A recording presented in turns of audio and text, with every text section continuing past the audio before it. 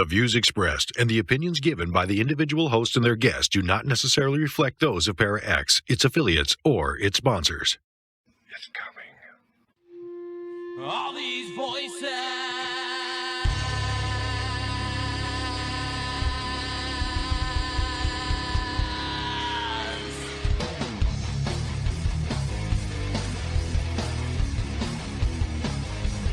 All these voices. They're mine. They're not yours. You had no right to them when you were alive, and you have no right to them when you're dead. That's what it sounded like. Good, so you know who I am. Because then you know I'm not playing. You're going to let those women go. In Jesus' name, you're going to let those women go. Is there a demon here watching us right now? Watching us right now. Hello, everyone, and welcome to another episode of Staring into the Abyss. I am your host, horror author James Hershey Jr., and with me, as always, my co-host, old boy James Ash. How you doing, brother? I'm doing pretty good. How's everybody tonight, Misfits? And we have a very special guest with us tonight, a good friend of ours from WASP Paranormal, and he has been up to some big things. Mr. Chris Harmon, how are you doing, brother? I'm doing good, guys. Thank you for having me on again.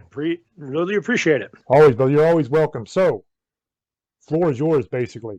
What's been going on, man? I don't know how you want to break the news or what I'm allowed to say, so I'm just going to open it up to you and let you say whatever you'd like about it, brother. Well, the good part is I think a lot of people have already seen something that I know that we talked in the past that we're not always a huge fan of, and of course that's Ghost Adventures. That happened back in April. They came out to Utah and came out to investigate a location that we're familiar with for the last 5 years called Fildingar Ranch. And they just aired the episode back last week on the 18th of October. And it was Crystal Watry, Chris Black, as well as I that were interviewed from our team. And then we also had Carl Aldridge and Amy Chamberlain, who are the ranch managers out there. The experience itself was actually not that bad. It was super quick because the whole entire thing with the snowstorm they were talking about was 100% fact. A bad snowstorm came in and they were just in a hurry to get all the interviews done before the storm, the blizzard that we were getting, came in onto the island and buried us in snow.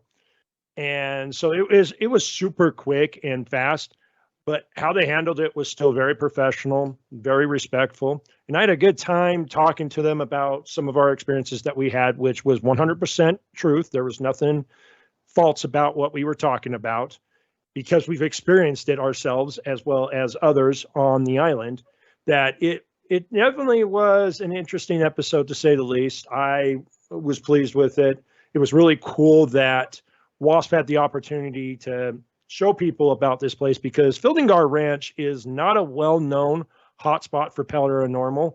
It's what I would like to call a holy grail because the activity there is absolutely incredible to what we've gathered for the last 5 years. EVP, something very much, but we've had attacks on multiple occasions, drainings, and it was also the same place where I experienced my first possession. And it was because of a case prior that we were at that the possession finally started kicking in. But yeah, it was an awesome opportunity to go out there, tell our stories and stuff.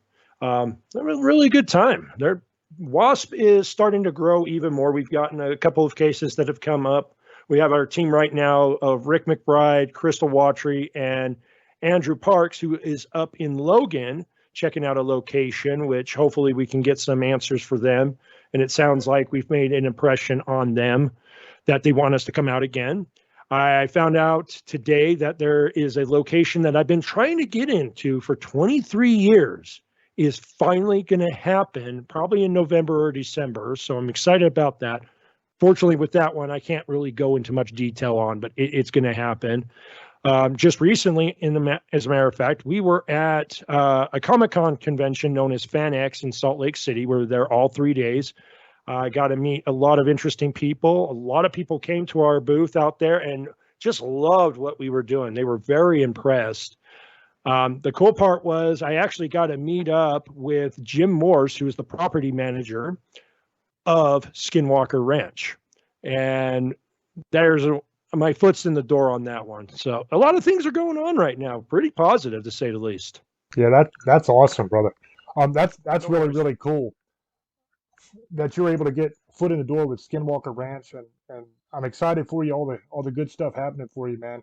In this business, it's like you don't always get to work with the best people or the people that you would love to work with the most. Sometimes you work with people that you like, and sometimes you work with people you don't like. Sometimes you have cases that are really, really easy. Sometimes you have cases that are really, really chaotic and tough. We were actually, for the audience, we were just talking about a case that me and Old Boy are working with Chris before we went live. So, you know, people have mixed feelings and mixed thoughts about Zach. Some people like him, some people don't like him.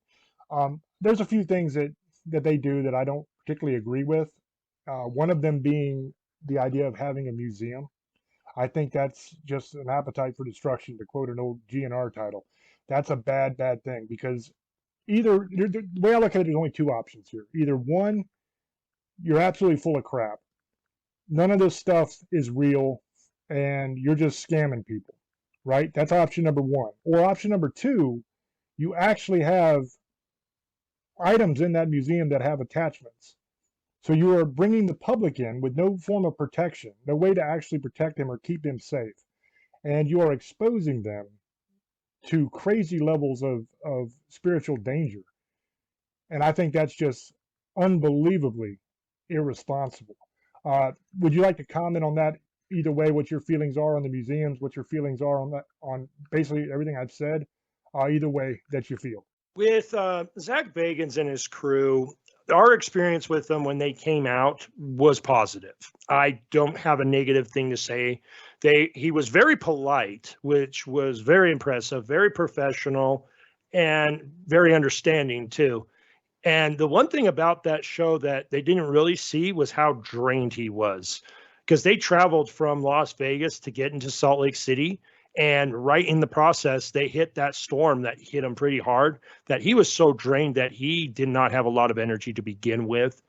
As for Zach's museum, I will confess that I haven't gone and seen this, not once, but twice.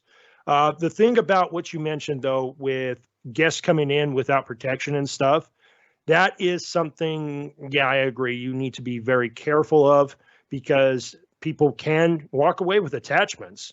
It is a well-known fact that it can happen with me, because I've studied the paranormal and have done it for years. I've always wear protection if I go into some place that has activity in it. And I've been lucky and unscathed from all it. It's an interesting place. I actually have a funny story from the last time I went there. It was my wife and I. My wife wanted to see it too. And we went down into the basement portion where they've got the ghost box and the pentagram that was put down there. Me being the ghost hunter I am, I'm going to ask questions. There was two other girls that were with us. They didn't like I did that. And they came up. The tour guide that was there said, "How did you like it?" And they went, "Oh, it was all great and dandy until he started asking questions." And I'm like, "It's just what I do." I agree, James, that if you're opening up something like a haunted museum, you have to protect your guest, because you are bringing them in to show them what you've gathered, and the experiences that they can get from it can be a negative result. A lot of bad things can happen. I do agree there 100%. Along that same vein, I have an interesting question for you that people might find interesting. A lot of times you'll hear stories from paranormal people that actually work residential cases, but people that just go into the fun spots too, like Penhurst and places like that. But also, and especially, people that work in residential cases that are dealing with particularly malevolent things that are actively attacking people and harming people. A lot of times they will try to protect themselves the best way that they know how, but they end up with something kind of following them home, not really attaching to them, but kind of attacking their family, attacking their loved ones, stuff like that. Have you ever had anything like that happen to you personally? The good news is, no, I have never had anybody attack me or any of my loved ones. In fact, the place that we live in, we have two bunnies that passed away. And I do know that their energy and their spirits are here in the house. They'll jump around the cats we'll be watching them like crazy a lot of the times. But the good part is I've never had to experience that part where anything has attacked my family or have had any experiences like that, because when we do a case, for instance, there is a couple of things we will do. One is cleansings, because whenever you go check out a location, whether it's just a private client, a business, or a historical landmark like Fielding-Gar Ranch, for example, you're going to cleanse yourself to make sure that nothing comes by with you. And then the last thing I do is, before I leave any place, I look straight at the place and I say this thing: to the spirits that are a part of this land, we thank you for your time. You are not welcome to follow us. Please stay where you're at. You are not welcome. Every time I say this line, it shows us a form of respect, because they gave us the time to talk to us and everything that we run into, which I appreciate. But I have to show them also that I'm serious. I don't want them following me home. And I've never had a problem ever since I used that line where something is following me home, with the exception of the Taylorsville case that we had 3 years ago, where I did end up having an attachment, but it didn't affect me until we went back out to Antelope Island, which was 2 weeks later, which was very fascinating. That's about the only time I've seen something attached to me. But luckily, my family has been protected the entire time. Yeah, the scary part of it is not just for you and your family, right? But here's a situation that we ran into on a couple cases now, actually, where you had a paranormal investigator that was one of these weekend warrior types that didn't really work in the field, didn't work residential cases, really had no business working residential cases. Just somebody that kind of hung out at graveyards and went to places like that, just kind of dipping their toes a little bit, right? And Yeah. he had been to some pretty bad places and didn't know what he was doing. So he had attachments going in. So then he went in to work a residential case, had no idea how to protect himself, had no idea how to cleanse himself, nothing, right? He goes into this place and he takes, the case we were dealing with was the woman's ex was a drug addict who had killed himself. And he was there bothering her and the baby and all that kind of stuff. And it was a pretty bad case to start with, because he was kind of being a jerk. But this guy goes in to try to deal with it, goes in there and just provokes. That's all he does. He just provokes and acts like Zach Baggins on Ghost Adventures, the early seasons, just acts like a dick, right? And he has attachments going into the thing. So he leaves, some of the attachments he had stays, and it amps up the activity way worse, and it made the case way, way worse. It got to the point to where the baby was being physically attacked and hit and scratched and all that kind of stuff. And it just blew it way up, way worse. And it took a lot longer to actually deal with it and get rid of it and bring that family some peace. So what is your opinion on who should be working residential cases, first of all? And secondly, what kind of advice would you have for these people that are interested in the paranormal, which is a great thing, but they kind of want to run before they walk, if that makes sense? What would you have to say to that? So the first thing about a residential case is this is where you show your professionalism. This is where you show that what you're doing is 100% serious. To bring in a new person that is a weekend warrior, like you would say, where they do it on occasions or they're just barely getting into it, they are not the right fit for the case. If you want to see if they're going to be the right fit for the case, or if they want to go into a case, you would do something at a place, say, let's say if you're in Louisville, Kentucky, maybe Waverly Hills would be a good one, or a small little place that isn't involving a personal client, if that makes sense. You will not have them a part of it, especially if they have attachments already. That's never good, because if they never mentioned that they had an attachment in the first place, that's going to cause a lot more issues, because just like you said with this case, one couple, or as many as possible, stayed at this location, making things far worse than it needed to be.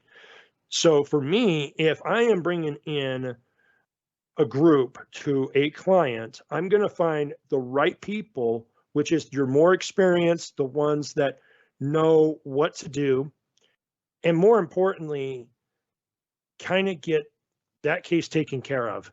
If it happens that you keep running the case and you notice everything's okay, you might want to bring them in, but there has to be some type of cleansing beforehand to make sure that whatever's attached to them is taken out of it.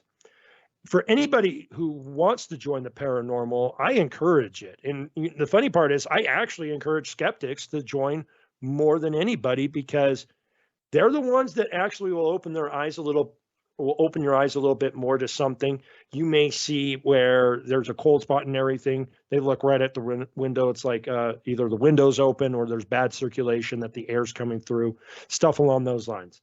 I encourage it. The first thing I'm going to do is I am going to teach you what you need to know about studying the paranormal, because it isn't for everybody, but you also got to realize every case, not everything's paranormal, that you're not going to automatically say, oh, that place is haunted. Hold on. You got to take a step back. Let's look over the evidence. Let's look over what we were able to debunk or disprove and go from there. You need proper training when it comes to doing any of this paranormal stuff. It can be dangerous. It can be not good for your health, and it can affect others, like we just talked about. You want to make sure that when you want to start studying the paranormal, talk with a real paranormal team. Don't go by yourself, especially don't go by yourself ever, for not just the spiritual safety of yourself, but the physical and mental safety that you would go through as well.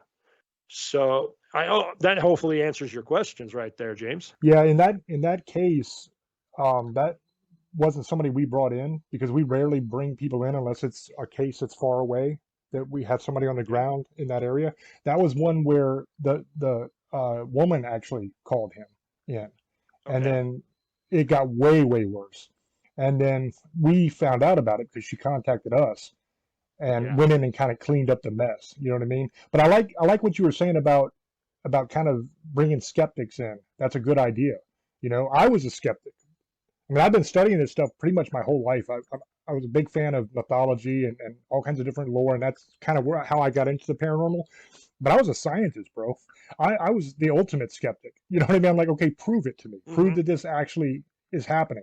And now I work demonic cases and help families and all that stuff for a living. You know what I mean? So that shows you, if you actually get involved in the real stuff and you actually work the cases and you get the training, that even the most skeptical person can be converted over. And I don't like saying converted, really, because it's not like a religion. Yeah. You know what I mean? It's just fact. You know, we are energy. That's plain and simple. That's simple physics 101. We are energy. That's what we are. Energy never dies. It only changes form. So after we die, our energy has to go somewhere. Now, where that goes is open to interpretation. You know, if you take a religious standpoint on it, the soul goes to heaven or hell, the body stays in the ground, and maybe what ghosts are is the spirit, because we're a trinity like God. Maybe that's what it is. If you take the scientific approach to it, like I said with physics, it's energy. And they actually did measurements on a person as they died, on their weight, and it was actually a difference in weight the moment after a person died. So, and it's a minute difference in weight, tiny, but maybe that's the weight of the soul. You know what I mean? That's super interesting stuff. But there's so much that goes into a case. It's not just what you see on TV. First of all, there's hours and hours and hours of sitting around being bored, trying to get responses, trying to figure out what's going on. There's the entire interview process before you even do an investigation, where you're sitting down with people, talking, getting the history of the place, getting the history of what's going on, the history of the family, all that kind of stuff. There's all of the mental health and physical health checks that are done on the client before the case happens. And I don't know if you guys do all that. I work a lot with the church, and there's a whole bunch of rules that we have to follow for each demonic case before it gets to the point of an exorcism. So there's so much that goes into it that's not just the spooky, scary stuff that you see. It is more honestly like you're doing a scientific investigation. You're almost like a detective. You're trying to get to the bottom of what's going on. And one point that you made, which was so important and so brilliant, was trying to disprove the activity, trying to find a logical, rational explanation for what is taking place. That is so, so important. And I can vouch, everybody listening, I can vouch for Chris. He's the real deal. He's a good guy. He knows what the hell he's talking about. You know what I mean? Now there's some people we don't have a whole lot of guests on Staring because, to be quite honest, and I don't mean this as an insult to anybody, but to be quite honest, the paranormal field anymore has turned into a bunch of high school kids bullying each other and having a popularity contest, and it sucks, man. I think this field ought to be about finding answers and helping people. I mean, that's my two things. That's what I meant it for. Do you agree with that statement, or what do you think that the paranormal should be? Actually, I'm 100% in agreement with you, James. It is about trying to get answers and helping others out. I think also on top of that, it should be along the lines, it shouldn't be something you're doing by yourself. It should be a team effort. And one thing about WASP that I love that we all agree upon is we love working with any group that wants to work with us. There is nothing bad about working with another team because you learn about what they do that helps them succeed. They learn about what you do that helps you succeed.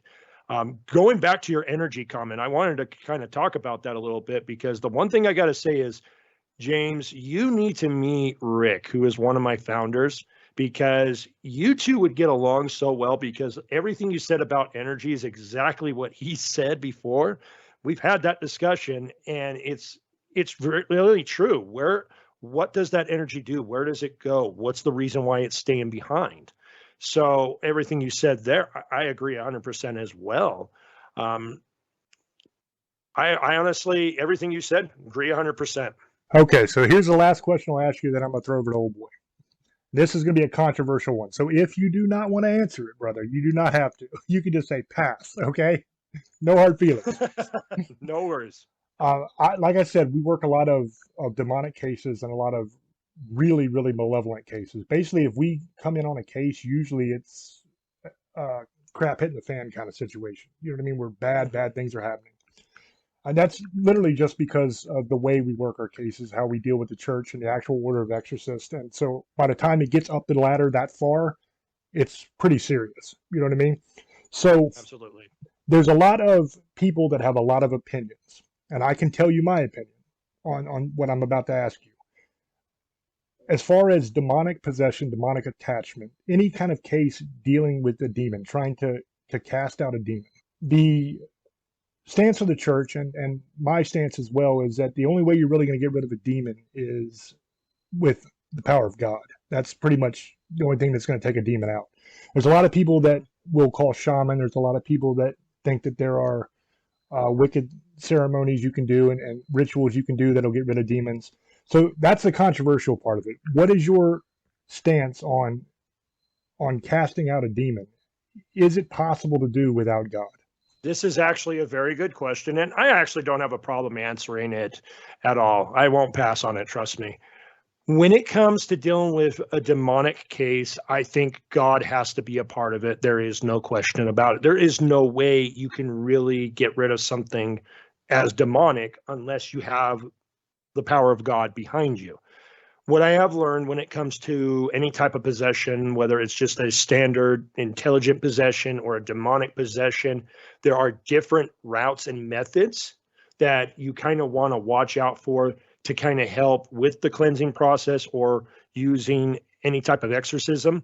Let's say, for instance, you're living on a place that was on a Navajo reservation or just a Native American reservation, for instance. Is the power of God through just the way God handles it, is that going to work? Or do you have to use another method, if that makes sense? I feel when it comes to demonic, though, yeah, God has to be a part of it. If it isn't, the demonic energy is still going to be there. It's not going away anytime soon. Then explain me, because I have got it out.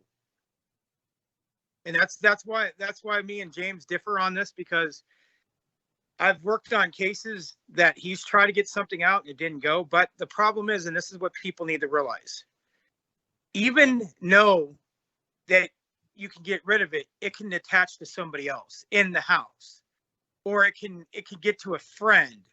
See, you can get it away from bothering you, but it can attach to somebody else. And the problem is, like, there's a case I'm going to talk about in Orange County. I went to this house numerous times. Our preacher went there numerous times and couldn't get it out. But the problem was, somebody before us went there and sent the case over to us. Like always, I've always got to go and clean up messes. This is the truth. To be honest with you, I get contacted all over the country and over the world because we are one of the most extreme. When they call us, it's bad. I went to this house. James even went and had it. It worked for a while. The problem is, and what I think it was, the dad just didn't believe in anything and didn't care and was a very negative person. Come to find out, other things were going on they didn't tell us. And it never really truly went away because I think the gentleman we were trying to help wanted it, but I think the lady didn't. And she didn't really want to believe it. And I think we got dragged into, like, it got to the point where we had to kind of drop the case, and it was nothing personal because personal issues started coming in. And I'm not here to help people's relationships. I'm trying to help them get something out of their house. And it never really got better, and they moved. So I don't really know what happened after that. We did do a lot of work for them, just like I'm doing right now. The thing is, they were working on a case back east, and it didn't work. But the person didn't want it to go. That's the point. If the person doesn't want it to go, it doesn't matter what you do. It doesn't matter. You could come there every day and throw holy water. If the person wants it there, there's nothing you're going to do. That's what, and then sometimes James had a good theory. We were talking about this a couple weeks ago because we were talking that sometimes God doesn't want it to go. And that's a theory James was talking about, kind of like what was that one? The Stigmata movie, where God was purposely doing that. And that's a possibility. And a lot of people got to realize if there's demons, there's some people don't believe that, or there's evil entities or shadow people. But if you're dealing with, if you do believe in God, then there's the devil and his. If you're actually dealing with the devil or any of his, that's not a demon. It is technically, but it was it was an angel. You're dealing with something even higher. You're not. You could, like, people see these movies. They come in and you'll see them like The Exorcist. They don't just go away. That there's a preacher. I like I told James we're doing a Catholic. He's done thousands of this. There's a case he could not get rid of. It showed it. He could not. It didn't matter what he did. She wanted it with him, and it even showed it. Like, this thing was something he never dealt with, and it was one of them. The point is, like James said, there's sometimes that it is meant to happen, and there's nothing we could do about it. And I have dealt with that. Like, when I deal with stuff, guys, it attacks us. Like, it's never attacked me. I'm going to be right. I've never been attacked. It bothers my wife, but it will talk to it's weird. James has never been attacked, but people in our group have. My camera guy, he got attacked. Now we have a new one. My preacher, JC, been the ghost there at Victorville tried to kill him. We think it was the demon that runs around there, and it tried to kill him. It threw him over it ripped his cross right off. It doesn't bother me one bit. It's kind of weird. And he had a medium there, and the medium's there's nothing going on. We took a picture, and there was something over her head, and we could smell the sulfur. So she hasn't really been doing anything with us ever again because of that. So the thing that we deal with a lot is, like you were talking about, you had somebody go in there and didn't know what the hell he's doing. And then you have these people who are ghost hunters. And then there's people who do investigations. The difference between people who go and do investigations, we're the ones that go into people's houses. We'll do everything. Then you have ghost hunters that go to abandoned places. That's a whole different thing. You're not dealing with somebody like you're doing professional, trying to keep these people from being scared. You're going to a building that no one lives in. Of course, there's nothing there you don't have to worry about. And that's what we had. We had somebody who usually does buildings and haunted places and not people's residence. It's a whole, and the way they treated these people was different. They treated them like it was like a number, and that's the problem.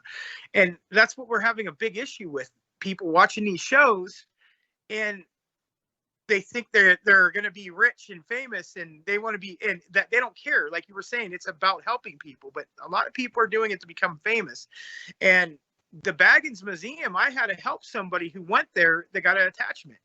So that's why I know my own personal thing, because I live right by Baggins, 3 hours away. So that's all that's what I'm going to say about that, what you guys wanted me. But Chris, have you ever had to deal with that? Like, you've had something like you thought you got away, and the guy didn't want to let it go, or the woman, whatever, the lady? Have you ever? That's another fantastic question. And I can't recall of a case where that has happened. I think a lot of the cases where we have caught something, 9 times out of 10, they did want to get rid of. It goes back to this Taylorsville case that I always talk about. This is one of our scariest cases we've ever had because we all left with something. How we ended this case and how we were able to solve it was we had to cleanse the home and we had to cleanse the family. We had 2 people at the home cleansing the home. We brought the family over to a park, which was a block or 2 away from the situation. We noticed when the family got there, they were at each other's throats. It was kind of a scary situation. We didn't know what to do and everything. The client was being really unreasonable, and I think had something to do with the house. Once we got them cleansed and the house cleansed, it was a whole 360. They were loving each other. They were very happy. They were apologizing to each other. It was a great experience to see. It is one of my favorite and one of the scariest cases because of how it ended and how we took care of them. I was very pleased with that. They eventually moved out of the house and didn't have to worry about what was going on there anymore. There is something I wanted to bring up because with me, when it comes to the paranormal, everybody's going to have different insights and ideas and thoughts and opinions when it comes to it. And I'm open-minded to all of it. Everybody's going to have something that happened to them that worked for them. That's awesome. Is it going to work for WASP? I'm not 100% sure, but there's a reason why you listen to this, because there's always an opportunity to learn new things from people. And you got to learn to also be respectful to what they're saying, which I'm not saying anybody's not being disrespectful. Keep that in mind. I'm just saying you have to be respectful to their thoughts and opinions if you want them to be respectful to you. And the entertainment portion, I mean, I tell people this all the time. There are different types way you look at the paranormal. You have the entertainment one. This is Ghost Adventures on TV, Ghost Brothers. Anybody that has a TV show, it is an entertainment value. Is it always going to be 100% perfect with evidence and stuff? Probably no. You're sitting in a room for 8 hours by yourself. There's a chance you'll pick up something. Not always the case. And people got to remember that. And they're for entertainment. In other words, they're there for you to sit down, have some popcorn, drink a soda or a beer, watch the episode, and just have a good time with it. It's not a training exercise. What you got to go with a real team and learn really how to do this. You've really got to study it. You got to understand it. You got to understand the equipment that you're using. You got to understand your thoughts and opinions if it's going to work with that team. And people forget that when they watch these shows, whenever they see it, they're thinking, oh my gosh, that's all real all the time. And then you look at them, well, hold on a second, not necessarily true. Let me give another example of what I'm talking about here. Let's bring back Ghost Adventures as a great example. A couple of years ago, they visited a place in Helper, Utah called the Kiva Club. And it was an episode there. I don't remember exactly. I think it was episode 6, season 25, if I recall. And they focused more on the bowling alley, not the Kiva Club. The Kiva Club has a lot of history when it comes to the Greek mafia and dealing with prohibition, which we went in and studied this. And KSL, the local news crew that that works with us, brought us down there to help her. One of our farthest south cases we've done so far. And what Zach and his crew got versus what we got is night and day difference. That was one of our craziest cases that even Andrew Adams with KSL told me that out of all the years that he's been doing this, that it was the craziest case he's ever seen. We had people we had a lot of great EVPs. We didn't pick up really any visual evidence. Visual evidence is probably the hardest thing you're ever going to come by anyway. You'll be lucky if you pick up 1, 2, or 3 in the time frame that you do it. But if you get a lot of them, keep doing what you're doing because it's working. But we've had experiences where people that watched it never realized how real what we were going through was. It actually got nominated for a Rocky Mountain Emmy. That story did, which was very cool. What I tell people is just because I ended up on Ghost Adventures, it was a perk. It wasn't the reason why I chose to do this. My goal is to get answers to why the paranormal exists, but also to give people an understanding that you still got to look at the folklore and the legends and the stories behind what's going on, and you got to find ways to disprove or debunk what isn't paranormal. People forget about that all the time. Because you say there's different types of ghost hunters out there, the ones that will go visit abandoned buildings hoping for something will happen. We will only go to a place if A, we got the approval from the owner of the company and we got a letter saying, hey, we're going to allow you to come in. We're going to let you do this thing. We respect what you're doing. That's fine. We will do that. But we're going in with the scientific notion. Let's see what data we can pick up, because like anything else in the world, if you don't have the data, it doesn't exist, plain and simple. Well, what I'm trying to say is like that's true, but what I'm saying is I'm not saying that if you're doing both, like you know how to do a residential, but if you've never done it and you're just going around doing stuff on YouTube, I'm not talking about the shows. I'm talking to people who they see a couple of the shows and they start doing YouTubes and start going to haunted houses and they think they can go help people, or they see a couple shows and they start they'll buy like tours, like spend $150 to do a couple things, and then they think they can go, and because we've dealt with this is stuff that we had members in our team that just because they went around a couple places, they thought they were somebody, and then they ended up calling us to save them or helping them, and people we know on top of that. The shows are, like you said, they're for entertainment, and you were on it. You were on Ghost Adventures. That's awesome, man. Like I said, I don't hate Zach Baggins at all. I just, some of the stuff that, like you said, like the museum, that's another issue, and that's because I get it. You're doing this for a business. They have to make money, and I get it. But the problem is some of these people get stuff back with them, and they have to sign a waiver. You do. I know. So what I'm saying is, if I was going to do that, I wouldn't be doing it. But I mean, he's not the only one that does it. There's other people, the Annabelle doll and stuff like that. No one should really be seeing this stuff. But people go and pay for it, and then that weird stuff happens to them. So I mean, it's just, there's going to be money to be made. People see the Exorcist movies, all the what's the other one? The one I just did. The new Exorcist that just came out, and then there's always an exorcism of this person and that person. There's so many different movies now, and then the Conjuring, and then Annabelle and the Nun. But they're all over stories that really happened. Now the Nun's been exaggerated, and so is Annabelle. It's not even the real doll; it's a Raggedy Ann doll. But now you see what's going on. It's people are just doing it now. A lot. Oh, when am I going to be on TV? And we've met people like that. I'm not trying to get on TV. I'm trying to help people because people are really having a lot of problems. And I know you do. We all do. We're doing this. We wouldn't be wasting our time. But a lot of people think there's always action going on. It takes 15, 20 hours to get a couple cool footage of 30 minutes. It's not just we're just sitting there and everything's happened. We all know that. But you have to know the story of what you're looking for. You got to know what really happened, and you got to look it up and study it. You can't just go by what Google says or something either. You have to actually study it, because we were studying. I'll tell you something we did in Palmdale at Antelope Valley in California. We have an Antelope Valley in California, and it used to be this.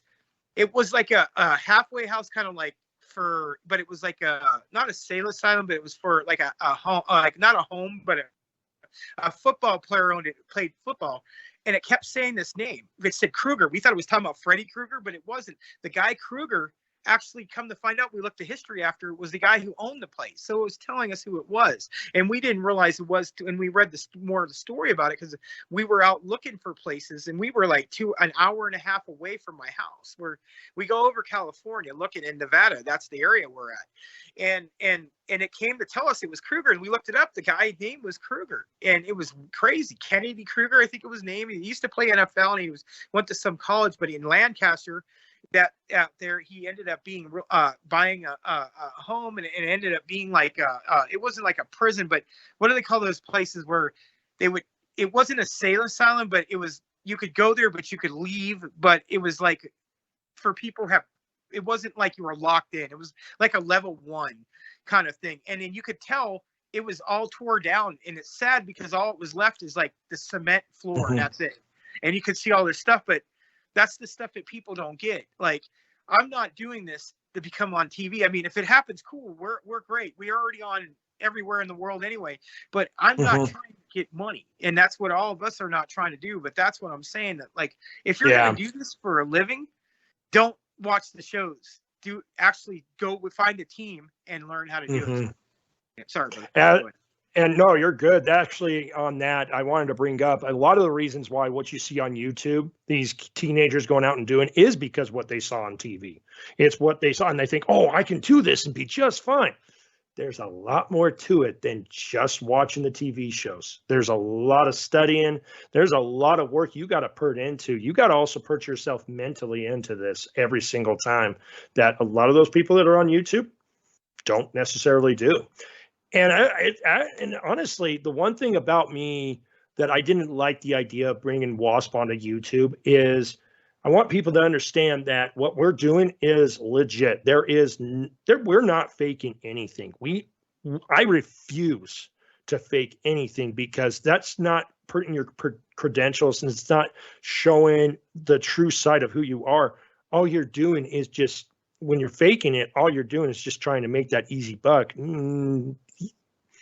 I don't like the idea about making money off of the paranormal. Never have, never will. But when you're running a group that you guys can honestly agree with, you do have to have funds, because you got to travel, you got to have the equipment, you got to do that stuff. And when it comes to what WASP does, we do have like a $10 entry fee when it comes to the group, and that's to get you a name badge, so you have a badge, but it provides you with training as well. We're going to take care of you no matter what. We do have dues that we pay, but that all goes towards WASP. It doesn't go to my pocket. It gives us better equipment, opportunities to get outside of Utah to check out other locations and help out others as well too. That's the whole entire purpose of it. But absolutely, James, I agree everything what you said when it comes to the people on YouTube who are doing this. I know there was one that my kids told me about where they went to the Conjuring house. And it's one that just came on within the last 2-3 weeks, I want to say. And the thing that bugged me about it is it seemed like it was more entertainment than what they were actually gathering, because one of the characters decided to grab the doll out of the case and was walking around with it, which we found out was fake anyway. Not a surprise there. But you can't be doing stuff like that. You can't get people thinking, oh, I can do this stuff and everything's going to be all right. Far from it. I have seen members of my team get attacked. I've seen people get possessed. I've been possessed myself, and that was not a fun experience. That taught me a lot more afterwards. So, yeah, I agree everything what you said when it comes to the YouTubers. There's a lot of work to it, and the entertainment value is not a tool to help you train. In fact, I'm going to bring up something that you'll find interesting. So are you guys familiar with Asylum 49 here in? No. So Asylum 49, Ghost Adventures went out there 3 times, and they decided to do a paranormal like 101 class. And it is a 5-week thing where they come every Wednesday and do it. The thing that bugs me about it the most is they hardly got any training. It was majority of the time watching Ghost Adventures videos. And I'm sitting here like, okay, first off, you're charging people money to sit and watch Ghost Adventures. You're not really teaching them anything about the paranormal whatsoever. And I know this because 2 of my team members for WASP decided to do a little experiment to see if it was truly an education. And it wasn't. It was a joke.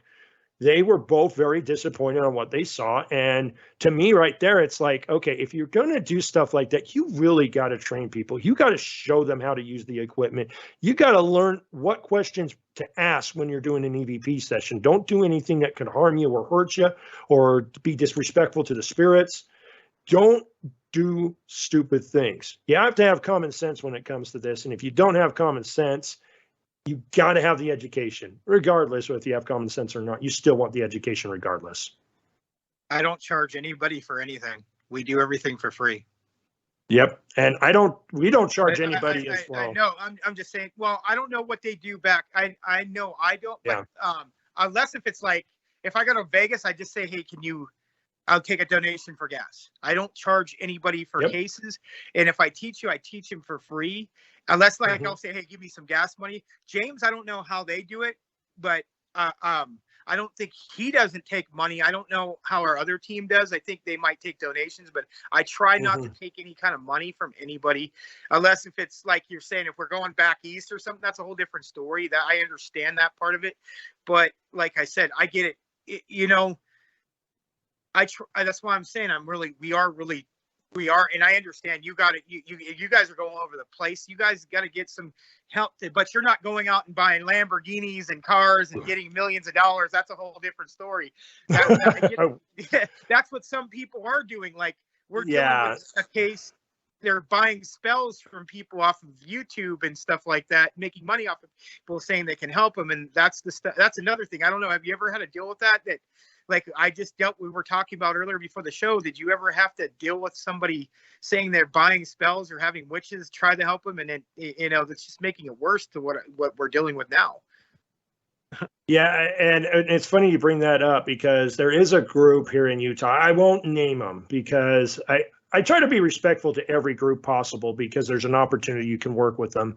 We've worked with this group in the past, and this is a group that's an example of doing it for the entertainment side of it. They're not really doing it for the actual scientific proof, which is disappointing. I get it. You want to have fun with it. And this guy will charge people money. He's actually done something where he said he was a psychic medium and he would charge people money at a place to do psychic mediumship. And that to me was disrespectful, especially to our psychic medium, Stephanie, who works on our team. I'm going to be honest with you. When it comes to psychic mediums, I have a hard time believing in psychic mediums. It's really hard because you got to have some type of proof on everything they do. Stephanie is literally the only psychic medium that I've ever had the opportunity to work with that shows me that what she's doing is 100% legit, and she does a terrific job on it. For her, when this guy was doing this stuff, saying he was doing psychic mediumship, it was a slap in the face. It was disrespectful, and I was disgusted with this guy for doing it, that I disconnected with him and haven't talked to him in a long time because he's making the paranormal look like a joke in my book. He's not showing the real side of it. And to me, what people don't understand is what we're all doing, what you two are doing in your areas and what WASP is doing. We take it serious. We take it to heart because what people are going through is real. It's true. They are going through it. You also have to remember, though, when you're doing these cases and stuff, you have to step in as a skeptic, but still believe them, if that makes sense. You still want to believe them because they're telling you what happened to them. But there's a reason why you ask so many questions to get to the bottom of it. For instance, so a gentleman I've been speaking to on Facebook that I talked to, he wanted my help with a case out in Wisconsin that he was working on, where the lady was experiencing dark presence in her home and everything. And I legitimately asked the question if anybody in the house had any type of mental disability or if there was any drug use. She came out and admitted she was smoking pot.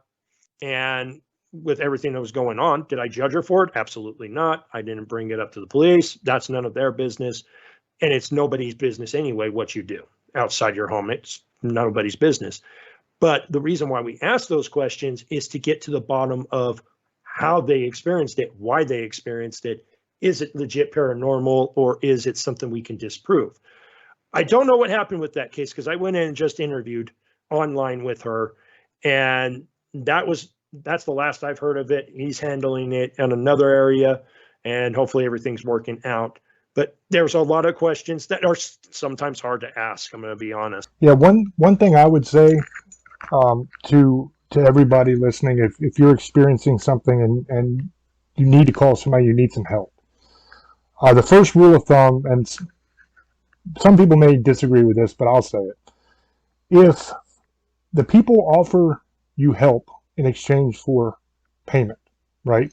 If they're saying, like, personal experience here, the one case that Old Boy was talking about that we're working, somebody down in Florida said that they would help this gentleman if he paid them $2,400, that they could do a bunch of stuff from Florida to get rid of what he was experiencing in California if he sent them $2,400. So what I would say to anybody is, if you're reaching out for help from somebody with some sort of paranormal activity and they say, yeah, this is what it costs, pay me this and I'll do it, run.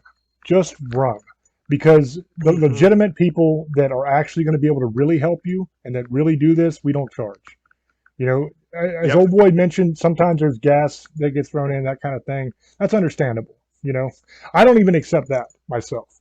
That's my personal decision. I made a decent amount of cash off my books, so I'm fine. You know what I mean? I can pay for my gas. I'm good.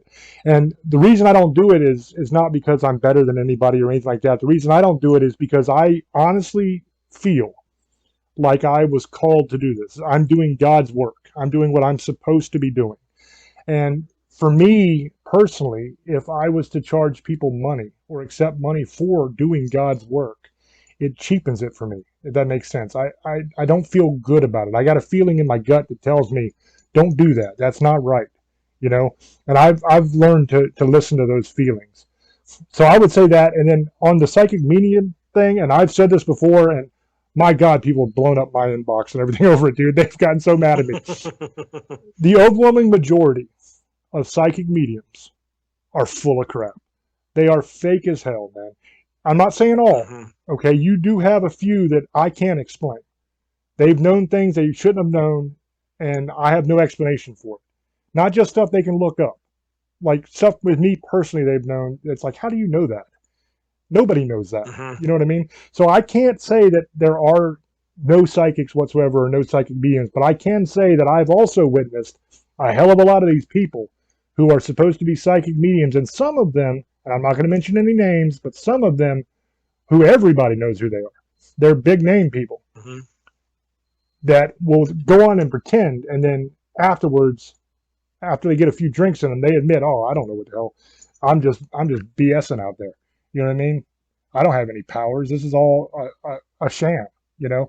So I've seen that too. And I've also seen them go in and pretend like they're getting all these messages and know all this stuff, and then they're completely wrong when you do the history on the house. You know, like one great example, we had a female psychic medium that swore up and down that this place we were going into had a slave quarters, and she saw all these slaves being abused there and all this stuff. And I was, right away, it kind of struck me as not right, because I did the history on this place. So I knew that it was built in the 50s. So, and there was no house there before. It was like nothing but forest before. There was never a plantation there. There was never a home there of any type. It was in the middle of a forest. The forest was cut down. The house was built in the 50s when they decided to build like a big subdivision area out of the forest where they cut it down. So I know that there wasn't any house there. It was the only house on that property that was built, because like I said before, it was in the middle of the woods. And she was swearing up and down, and there was slave quarters, and she could see these poor slaves being abused, and this big sob story, this overly dramatic BS in order to make herself look politically correct and look good, and just to build a bunch of drama, right? And I was like, wait a minute, this place was built in the 50s, dude, and there was never a house here before. I did the history. Oh, you're wrong, right? So I've seen that side of it as well. And that's another thing that I'll close on, because we've only got like 5 minutes left of the show. But I would say that be careful, especially when you're dealing with psychics, man. Don't be shelling out cash to these people. You know, the people that will actually help you and that know what they're doing, they're not charging you. I mean, they might ask for a little bit for gas, you know, to help them get there if you live far away, something like that. But you're not going to be shelling out thousands of dollars to these people to come help you. It's just, those people are sharks, man. Plain and simple. And you need to avoid them at all costs. So with that being said, man, I want to thank you for coming on. I love you, brother. It's always a good time when you're here. And I want to say to you personally, you're always welcome. Anytime you want to come on, anytime you want to promote anything like that, just hit one of us up and you're always welcome on the show, man. We love you. And I'm going to give you like the last 2 or 3 minutes to plug away, do whatever you want, brother. Fantastic. Thank you very much. I just want to also alliterate what James just said. If anybody is charging you money to investigate their home, walk away. Don't do it. With WASP, we will never charge a client a dime. If you want to donate towards gas or something, that's perfectly okay, but we will not ask you. Regardless, we are here to help you, plain and simple. For more information about WASP and what we do, you can go to waspparanormal.org and check out our page there. It's linked to our Facebook page and to our YouTube channel. YouTube, you just go WASP Utah and pull up our old videos that we have done, and you can check us out. And if you run into any questions, you're more welcome to email us. I'm going to give you the WASP email that we use, which is wasputah721@gmail.com. Again, thank you, gentlemen, for having me come on. I look forward to working and talking with you guys in the future. And if I have any big news, I'll come on your show. Yeah, thank you for coming on, Chris. We enjoyed you. One answer. I know you're a wrestling fan, so WWE or AEW? Believe it or not, I've kind of died down on the wrestling portion of it. After 2021, where I was told by QT Marshall of All Elite Wrestling that they weren't looking for white ball or white male referees anymore, it kind of killed that dream for me to continue working on it. And to be honest with you, wrestling has just changed so much that I've kind of lost interest. But I keep an eye on it here and there. If I had to choose one, it would still be WWE. Storyline, but the newer, the way, I think they're about the same. But you know, the funny thing, you said that because there's like 3 guys that's bald hair and they're white. So in the WWE, the problem with the WWE is them selling out to the UFC. That irritated me. And while they merged, but it's still, that's the only problem. AEW, I'm glad there is, and then I saw TNA's going back. They're bringing back their name. They're changing it from but yeah, and then they own Ring of Honor, but in New Japan. But I love wrestling, guys. So we're all been talking. It was a big tragedy when Bray died. I was a big Bray Wyatt fan. So, but that's one. I hope you guys enjoyed us on Parax Radio every Sunday nights at 12 a.m. Eastern, 9 Pacific, and the Best of Show Tuesday nights, 8 p.m. Eastern, 5 Pacific. Check us out on YouTube, Facebook, Spotify, hopefully more. Check out James Hersey's YouTube page. Subscribe. You know where to go. You want merchandise, guys, shirts, all kinds of stuff. Just order up. If you want something special, let us know. Even ask Chris on here. You guys ever want something? We'll hit him up and see if he has a shirt, any shirts he wants to sell or anything. Let us know, and we'll advertise his site. But that being said, I hope you guys have a good night, and Halloween's almost here, guys. Misfits, Sugar Ladies, Monster Livers, Demon Hunters, I love you, and good night. Blessed be. I'd like to thank Chris for coming on. As always, thanks for coming and hanging out with us. I hope you guys enjoyed the show, and let us know down in the comments section when this hits YouTube what you thought of it. All of Chris's information will be probably in the description box and shared on the Facebook and all that kind of stuff. But thank you. We appreciate you. We love you, and we will catch you on the next one. Until we speak to you again, love many, trust few, and do harm to none. God loves you, and so do we. Bye-bye. Throughout time, events have occurred that have shaped human history. Spirit voices from the past have many stories to tell, and for the past several years, channelers Barry and Connie Strom have been conducting live channeling sessions and relaying those stories and messages from those on the other side. We invite you to tune in to Barry and Connie's show, Channeling History, on the ParaX Radio Network every Sunday night at 9 p.m. Eastern as they relay the messages of those voices from the past, the ones who have witnessed history firsthand, and those who have made history themselves.